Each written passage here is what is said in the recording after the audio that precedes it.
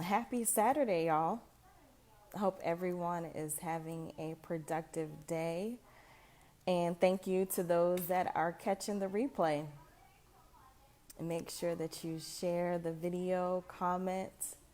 Super excited. Happy Saturday. The Live and Share podcast will be doing an interview today with Reggie Reed. Super excited about this conversation, especially considering the climate that we're living in right now. Very excited. Those of you that are hopping on, share the video. It's going to be a really good conversation. We'll add our special guest in really soon. All right, let's bring Reggie in. Hey, how's it going? Hey, how's it going? Good, good. Thank you so much for taking time to be on the podcast. I really appreciate it. I know that you are very, very busy. And those of you that are hopping on, thank you for watching. We really appreciate the support. Do us a favor, share the video, make sure you comment, and let's get started. So, Reggie is the CEO and co-founder of Reggie Reed Roofing, and he's also the director of recruitment and enrollment at SPC, St. Petersburg College, and he's only 30 years old. Can you believe that? And those of you that have been following me on social media, you know that I consider myself to be a career hybrid as well, where I have a career in the higher education space as a public relations professional. Then I also have a business. And what's so interesting about that is, how do you manage that? How do you continue to push forward and be successful in both of those arenas, as well as being committed to your faith? So, Reggie, I admire your ambition and what you've been able to accomplish in such a short amount of time. And today's conversation is going to be about, how do you go after the goals and dreams and aspirations that you have? You're breaking new barriers. You're going through the glass ceiling that maybe most people feel like are limitations for themselves. But what the secret sauce to all of this is that you're committed to your faith. So the very first Yeah. question I want to ask you, when did you know that God had something special for you to do? Um, and I always say, you take the good with the bad. My whole entire life, I grew up, like a lot of young African American males, wanted to be a professional athlete, and I thought that was my pathway, and over time, going through trials and tribulations and going through different experiences, different people being placed in your life, you start to realize that, what I thought my life should be, that wasn't God's plan, Yeah. And, once I started really understanding that, again, whatever happens, good or bad, that God has a plan for me and I just have to obey and follow through with it, Right. I'll be okay. And that's when I, really started seeing my life, transcend, because I started following his way instead of Reggie Reed's way. Yeah. Yeah. So I know that a lot of your time, especially in high school and college, you were an athlete. And what was that like for you, transitioning from a career as an athlete to now who you are today? I mean, it was tough. I mean, and a lot of athletes can speak on this. That transition of, because your whole life you're known as that basketball player or that football player or that baseball player, Right. and people label you as that, and they treat you well because of that. Yeah. And you just think that's who you are. Yeah. And for the longest, when you think about things outside of your sport, because you're so good at it, quote unquote, and people give you so much praise, you Yeah. begin to believe that's the only thing that you can do. It's like you can't separate basketball from Reggie Reed, and that's how it was for me for the longest. Yeah. And I always tell my students this, the best thing that ever happened to me in my life is basketball didn't go how I planned it. Mm. And again, think about it, that was my life, that was a passion of mine. For the greatest thing in my life that ever happened to me is it didn't go how I planned it. And Wow. by that happening, and it forced me to figure out, and it showed me that, hey, Reggie, you are more than just an athlete. You can do more. All the things which is great, all the things that I learned from sports, in terms of, competitiveness, teamwork, a variety of different factors that, that are pretty much character traits that you need in the workforce. Right. I realized that I can apply those same principles to anything else, and I could be just as good. Absolutely. I love the fact that you talked about being able to transition the skill sets that you had as an athlete to where you are now in leadership. You know, leadership, most of the time, people think of it as like this glorified, I'm in charge kind of attitude. But Yeah. the reality of it, it is teamwork. What is your leadership style like? I would never have someone do something that I couldn't do myself. That's how I operate. Even now, if I have trainings for my staff or whatnot, I'm a part of that as well. Yeah. Because at the end of the day, you always have to get better each and every day, and that's really my driving force. Working on your craft. That the Michael Jordan documentary that just was on for 5 weeks Yeah. that everyone was talking about. Michael Jordan didn't become this billionaire because he was the smartest person in the room. He became a billionaire and successful because he was the greatest basketball player, and he worked tirelessly on his Yeah. craft of basketball. And that's all I always tell young folks today: don't worry about the money, don't chase this, don't chase that. Perfect your craft. When you perfect your craft and you're good at something, the money will come. People will find you. People will pay you for your services because you are the best at what you do. Right. So that's my driving force, and that's something that I implement with my team and my staff. I'm not going to have you out there doing things that I don't think that I could do myself. You know what I mean? So Right. I'm in the trenches with them each and every day, getting better, improving, and working on my game as well. Right. What is it like for you on being a millennial? You're a CEO, you're in high leadership at St. Petersburg College, and you're young. That's a lot of weight to carry at Yeah, times. yeah, And it's very unconventional because generations before us, the idea was to work a job 30, 40 plus years, stay there, you have hmm benefits. But our yeah. generation, we look at the workforce completely different than generations before us. What is that like for you having to navigate all of this? So one thing I would say, one thing that I value, especially when someone has, experience, years and years of experience doing something, I always give someone the benefit of the doubt for that because experience is one of the best, teaching tools that a young person can learn from another individual from. Right. So I value that and I respect that, tenfold. So when I started my professional career, you always, you reach out to people that has been doing it for a while to soak Right. up that knowledge, to soak up, everything that they've been through and all the experiences that they have gone through. But also you have to keep in mind times change, people Right. change, the industry changes. Right. So with that being said, as I evolve, in higher ed and also roofing, I do have to understand that. Listen, I work on this every day. Right. I know you may have 10 years, 20 years on me, but this Right. is something I work on every day. Just like how my left hand wasn't as good as my right hand with basketball, Yeah. I worked on it every day. I got better with it. Eventually, it got just as good as my right hand. So Yeah. I apply that same principle to anything that I do. I study this. I work on this is my craft. I am Yeah. trying to be the best at what I do. So I'm not gonna, consider myself less than because I'm 30 and I may not have the same amount of experience as this next person. But is that person working as hard as I am? Are they studying the new trends like I am? Are they Yeah. putting that time in like I am? I know you've been doing it for 20 years, but are you still putting the time in like I am? And that is where that's that competitiveness with me. I respect all experience. Trust me, I'm not saying that I respect it, but also at the same time, it's about how hard you work at your craft because people can do things for 20 years and do it wrong. Right. Right. You know what I mean? Right. So it's all about being good at what you do, and that's the most thing that I value and I bring to the table. And I think for the most part, with me being young and I have a baby face, I can't grow a beard to save my life. So it is challenging. Sometimes you get even when I'm on campus, sometimes I get faculty members or staff members who may not know who I am. They're treating me like I'm a student or something like Yeah. that. So and it's okay. You know what I mean? But at the same time, it's just one of those things where I try to let my work and my craft speak for itself. Absolutely. Absolutely. One of the things I like that you mentioned about is always being a leader that's willing to learn, that you're constantly putting in the energy and effort to be better than when you first started. And most of the time, when you think about the society that we live in now, we want things quickly, but the reality Hmm of it, nothing happens overnight. It takes a lot of time and dedication to really move forward in whatever dream or vision that you have set before you. I want to ask you this: what does your faith look like as you're climbing the quote unquote success ladder? How does that fit in the mold to where you're looking to go?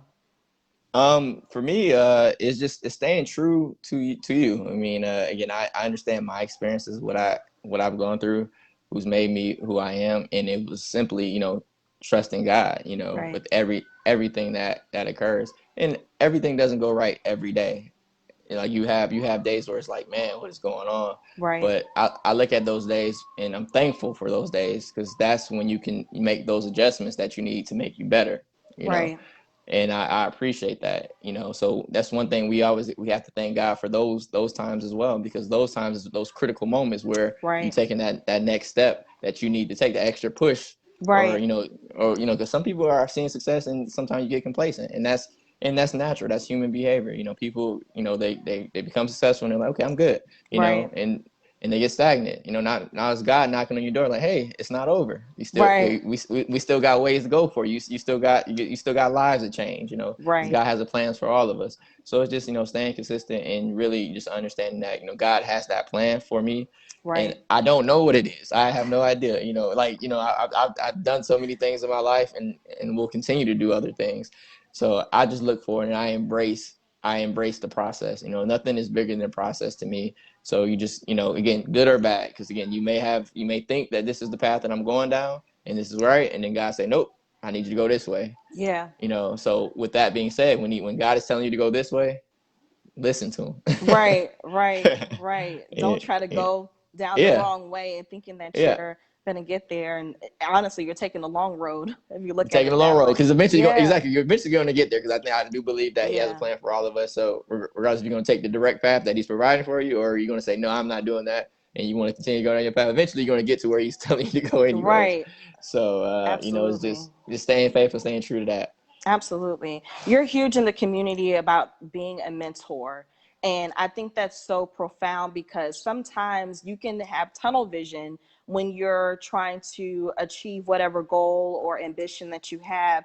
It's so important to be a mentor to someone else. Why is that a value to you? Well, you don't know what you don't know. Yeah. So one thing, yeah, I am a fourth generation roofer. So I grew up in the industry, so it's in my blood. My Yeah. great grandfather did it, my grandfather and my dad.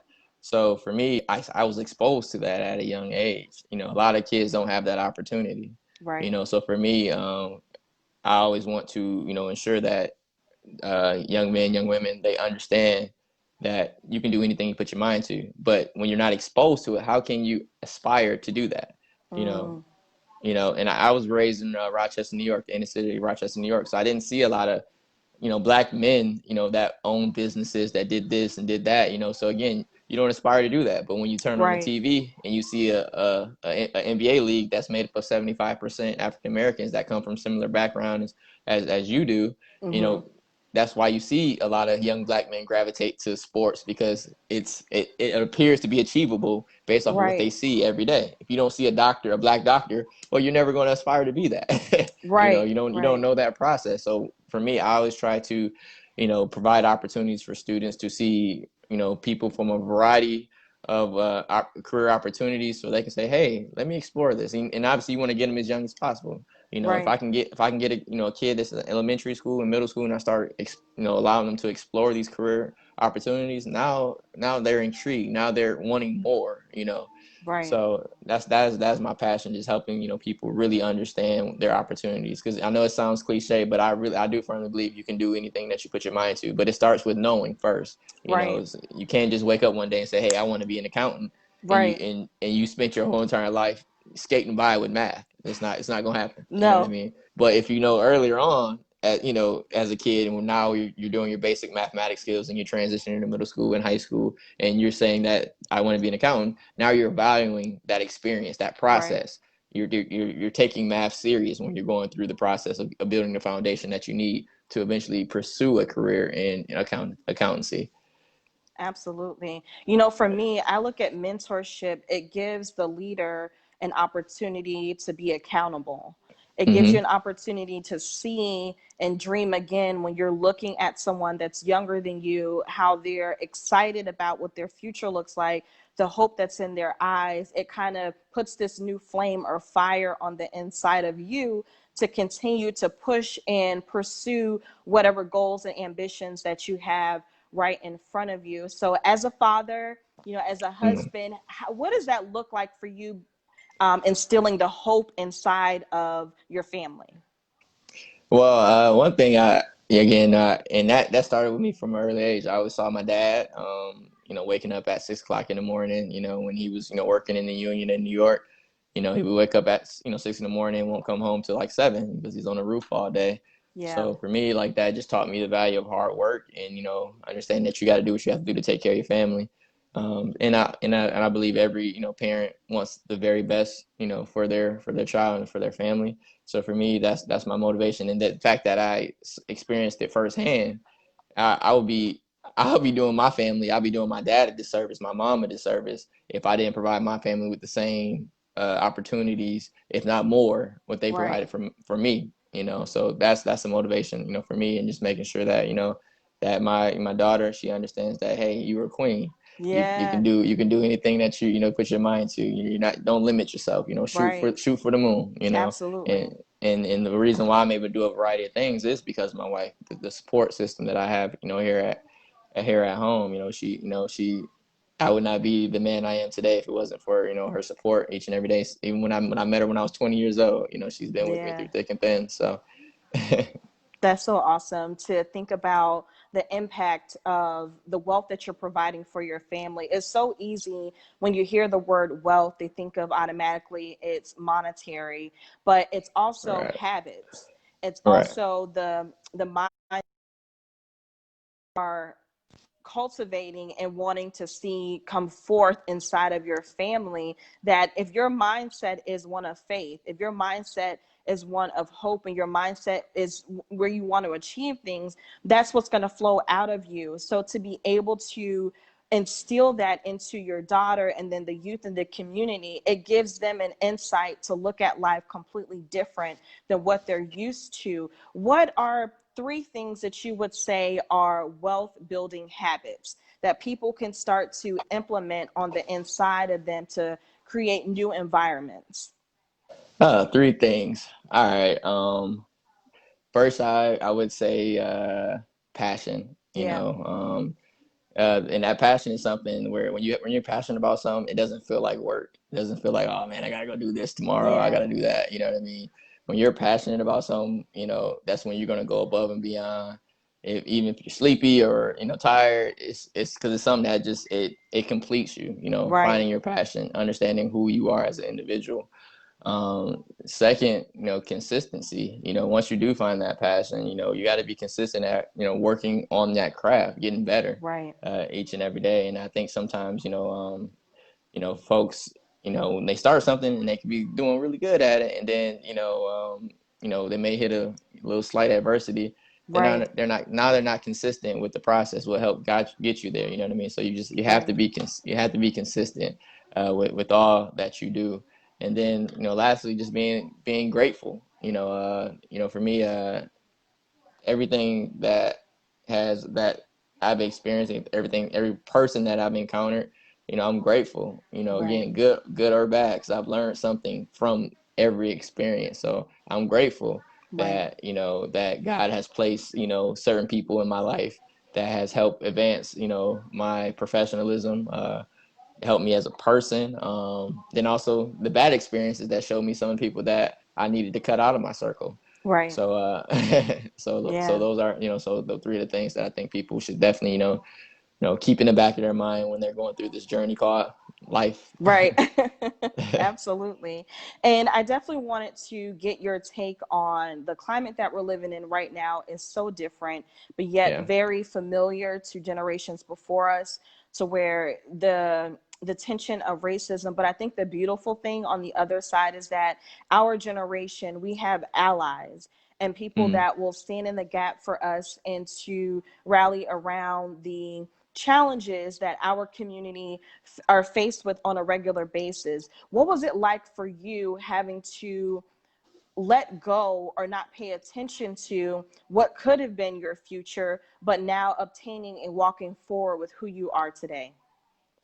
Um, Again, it's people and experiences, and I'm thankful that I was able to play basketball, because basketball, you don't. you don't pick your team. When you Right. try out for the school team, or you go to college and they recruit other, your teammates, you don't choose them. Right. They're already set there. So I was blessed and fortunate enough. And one thing I would say, growing up in Rochester, New York, I grew up in a predominantly African American neighborhood. My elementary, middle school, all African Americans. Then when I moved here, I went to Lakewood High School.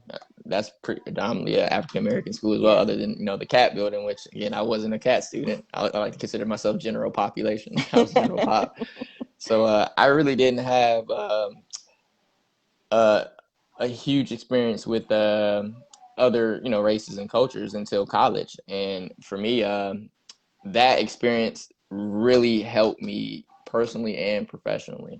Because again, I had teammates that we roomed together, which is one of my best friends that we played college basketball together.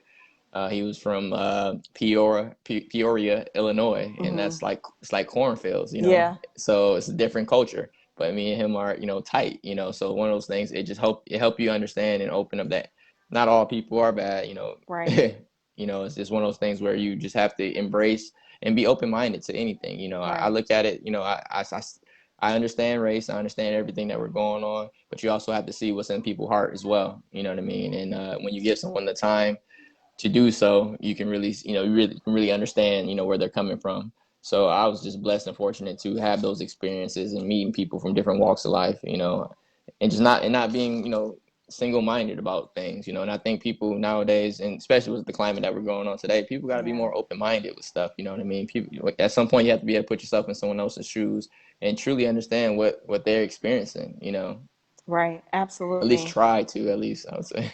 Right, right. And there's a level of respect that comes with it. You may not understand 100%, but if you Right. respect and are able to have compassion for other Right. people, that goes a long way. That Definitely goes a goes a long long way. way. Yeah. Reggie, Absolutely. I appreciate your time today, sharing wisdom to everyone about what it means to build wealth. How do you transition from one identity to a whole nother career? And do you have any closing words? This is for my young people. One thing I want to say, be comfortable being you. And what I mean by that, I know it's trendy. You see all these things on social media, people buying this, buying that, or doing this and going trips and all that type of stuff. That will come. You have to learn and understand who you are as an individual. Right, It's only one Reggie Reed Jr. Everyone has their own unique DNA. right, That's a fact, right? You can't be who I am. There's only one Marilyn Shaw. right. You know, so for people out there, that you have to understand, you have to embrace and be comfortable in your own skin. Be the best version of you that you possibly can be. And once you accept that and you embrace that, the sky is the limit. I love it. And here's my favorite saying: a life worth living is worth sharing. I'm your girl, Marilyn Shaw. Thank you so much, Reggie, for your time. And those of you that are watching, please share the video. If you want to see more episodes of the Live and Share podcast, head over to iliveandshare.com. I'll talk with you soon. Thanks.